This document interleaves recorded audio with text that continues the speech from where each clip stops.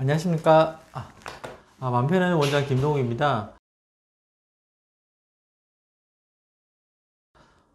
오늘은 자존감에 대해서 얘기를 좀 해보고 싶습니다.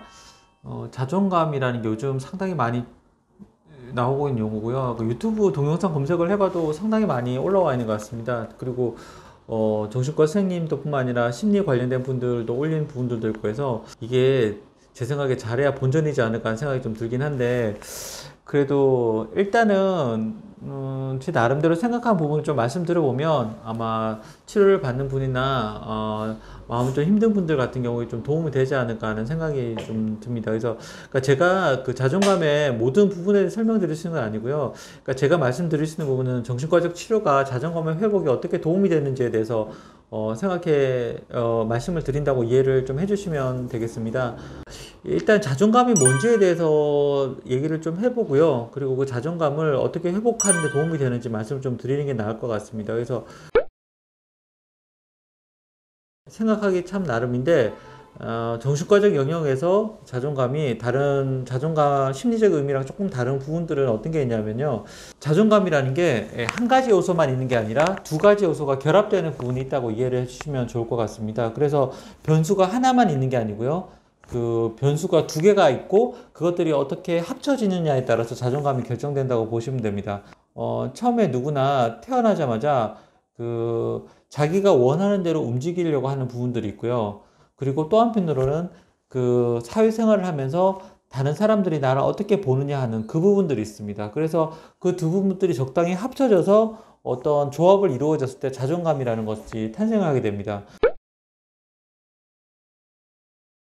너무 간단하게 정리된 내용들을 보면 자기가 원하는 대로 격려를 하고 또 자기가 원하는 것들 모든 것들을 하게 되면 자존감이 높아져서 자신감이 생긴다는 쪽으로 얘기를 하는데, 그게 일시적일 수는 있어도 장기적으로 자존감이 회복하는 부분들은 어려운 것 같습니다. 그래서 자존감이 회복이 되려면 첫 번째 단계에서는 그 자기애적 상태라고 부르는 자기라는 것이 안정적으로 좀 생겨야 되는 부분들이 있고요. 그리고 두 번째로는 그 자기라는 것들이 성장해서 사람들하고 어울릴 수 있는 적절한 사회적 기술을 가지게 되는 이 두 가지가 합쳐질 때 건강한 자아상이 만들어지고 자존감이 된다고 볼 수가 있겠습니다. 사람이 태어나자마자 팔이나 다리가 이렇게 절단되어 있다, 나누어져 있다, 그렇게 느끼는 부분들이 있습니다. 태어나자마자 자기가 팔이나 다리를 쓰려고 했을 때 제대로 움직일 수 없다는 부분들을 항상 느끼기 때문에 답답함을 느끼고 자기에게 뭔가 문제가 있다고 느끼게 되는데, 그런데 18개월 정도 지나서 거울을 본 순간 자기가 그렇게 불완전한 존재가 아니라 하나의 살아있는 개체가 있다는 것들을 느끼게 되고요. 그 순간에 자기가 살아있다는 느낌을 충만하게 느낄 때 그때 성장하고 만족하는 부분들이 있습니다. 그게 이제 자기애적 상태가 한 단계 성장하는 과정들을 거친다고 볼 수 있는데요.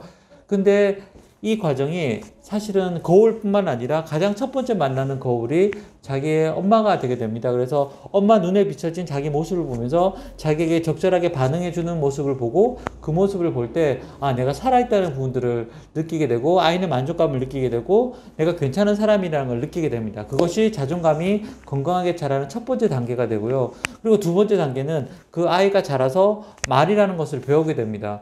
그렇게 해서 언어라는 것들을 통해서 다른 사람들이랑 속하게 돼서 거기서 관계를 맺고 거기서 자리 잡게 될 때 그때 이제 한 사람이 한 인격체로서 자존감을 회복하는 부분들이 있습니다. 그래서 가장 자기만을 봐줄 수 있는 건강한 자아가 생성될 수 있는 초기의 단계 사람이 필요하고요.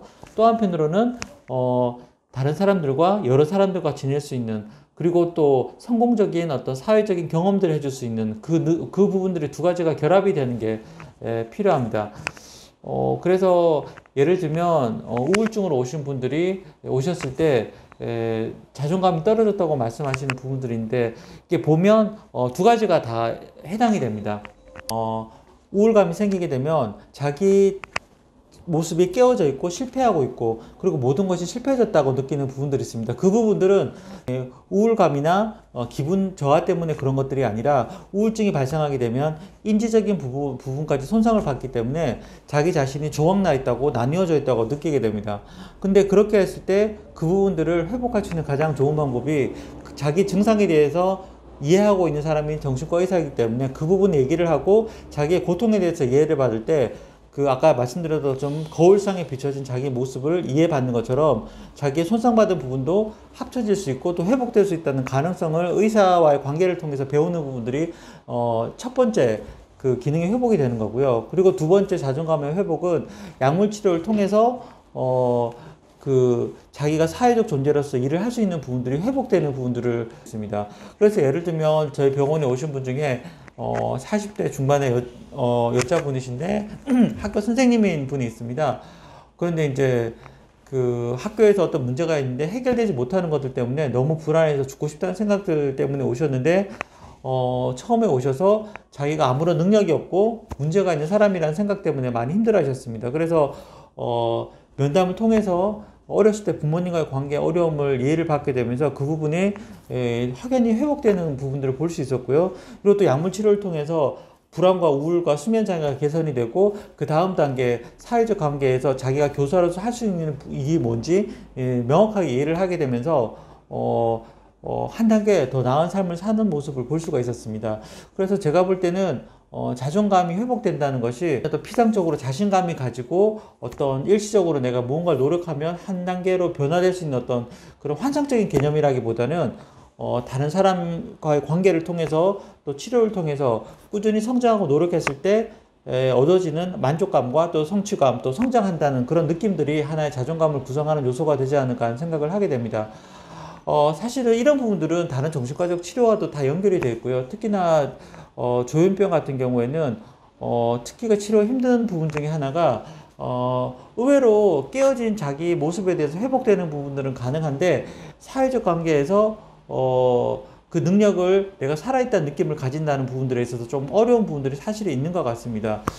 그래서 처음에 조현병으로 치료받는 분들이 많이 회복이 돼서 원래 하던 업무를 복귀하게 될 때 처음에 한 3개월 정도는 상당히 힘들어하는 부분들이 있는데 그 단계를 지나고 났을 때 상당히 만족하고 잘 적응하는 부분들이 나타날 수 있습니다.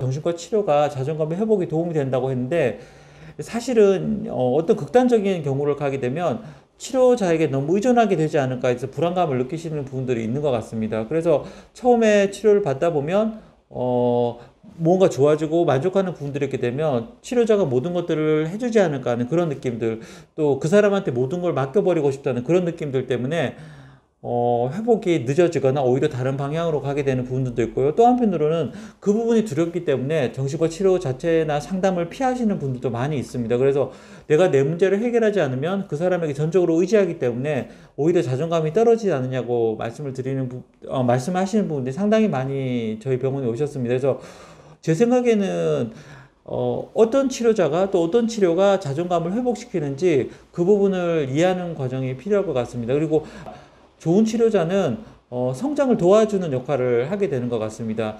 그리고 좋은 치료라는 것은 약물이 됐든 상담이 됐든 그 사람을 성장시켜주고 여러 가지 영역들을 고루 발달시켜주는 부분이 아닐까 하는 생각이 듭니다. 그래서 만약에 내가 받는 치료가 좋은 치료인지 적절한 치료인지 그 부분들을 확인할 수 있는 가장 방법은 누구에게 물어보거나 단순히 인터넷에서 찾아볼 수 있는 것만은 아니고요. 물론 그것도 하나의 방법일 수 있겠지만 치료받는 과정들을 곰곰이 돌이켜 보시면 아마 내가 내 일에 대해서 자신감을 가지고 다른 사람 관계에서 자신감을 가지고 그리고 나 자신을 더 사랑하게 되고 그리고 그를 통해서 내 삶의 만족감이 커지고 자살과 우울과 불안 아니면 그 외에 여러 가지 증상들을 조절해 나갈 수 있는 힘을 가지게 되었다고 하면 아마 그 치료가 좋은 치료가 아닐까 하는 생각을 하게 됩니다.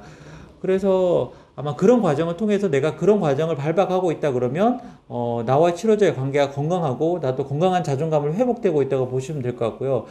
그렇지 않고 아무리 유명한 치료자라고 하더라도 그 사람 앞에 서면 내가 위축이 되고 어떤 부분에 있어가지고 뭔가 쭈삣거리게 되고 또 내가 뭔가 잘못했다는 느낌을 가지게 되고 치료를 하면 할수록 어떤 부분은 좋아졌는데 내가 사회적 관계에서 훨씬 더 위축되는 부분들이 많아진다고 하면 한 번 정도는 과연 이 치료가 나에게 적합한지 아니면 나를 성장시키는 치료인지 한 번 정도는 검토할 필요가 있지 않을까 하는 생각을 하게 됩니다. 그래서 제 개인적으로는 굳이 그 역할이 꼭 정신과에서 할 필요는 없을 것 같습니다. 최근에 드라마 하나를 봤는데 상당히 인상적인 부분이었던 부분이 그 지금 화제 드라마 그 동백 필름을 보면 그 동백이라는 그 여자 주인공이 사실은 자기가 그 아이를 위해서 모든 걸 희생했다고 생각했는데 그 아이가 자기를 키워줬다고 말하는 부분이 있었습니다. 그러니까 저 같은 경우도 상당히 인상적이었던 게 제가 정신과 의사로서 많은 부분들을 이해하게 된 게 저희 아이들을 보게 되면서 아이들이 성장하는 과정을 지켜보면서 제 모습도 많이 보게 됐고요. 그리고 다른 부분들도 이해를 하게 된 부분들이 많이 있습니다. 제가 아는 분 중에 한 분이 이제 수년 동안 그 미국에 그 정신 분석학 공부를 하고 오셨는데 가서 배운 게 뭐냐고 물어보니까 이게 정말 자기 안에 화가 어떤 건지 깨닫게 되시다 그러는데 사실은 정말 그렇게 배운 화도 중요하지만 저 같은 경우에는 제 아이들을 보면서 이제 제가 한계가 느껴질 때 화가 밑에서 올라올 때가 가끔씩 있습니다. 그런데 아마 그런 부분들 보면서 제 안에 화가 얼마나 많은 사람인지 이해를 하게 되는 부분들이 있습니다. 또 그런 것도 있고요.